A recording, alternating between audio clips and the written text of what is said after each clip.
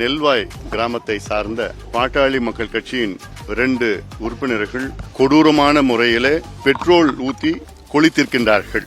திருமால்பூரை சேர்ந்த பிரேம் உள்ளிட்ட 6-7 நபர்கள் விடுதலை சிறுத்தை கட்சியை சார்ந்தவர்களும் அனுதாபிகளும்.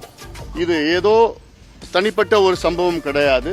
சமீப காலத்தில் எங்கள் கட்சியின் நிர்வாகிகளையும் தொண்டர்களையும் இதுபோன்று கொலைவெறி தாக்குதல், கிண்டல் செய்கிறது, இது போன்ற சம்பவங்கள் அதிக அளவிலே நடைபெற்றுக் கொண்டிருக்கிறது. நாங்களும் எங்கள் கட்சி நிர்வாகிகள் தொண்டர்களை அமைதிப்படுத்திக் கொண்டுதான் இருக்கின்றோம். கடந்த காலம் போல் இருந்தால் வேறு விதமாக கலவரமாக மாறும். ஆனாலும் எங்கள் கட்சி தொண்டர்களை நிர்வாகிகளையும் தொடர்ந்து தொலைபேசி மூலமாக நேரடியாக வலியுறுத்தி அமைதி காலங்கள் நியாயம் கிடைக்கும் என்றெல்லாம் சொல்லி வருகின்றோம்.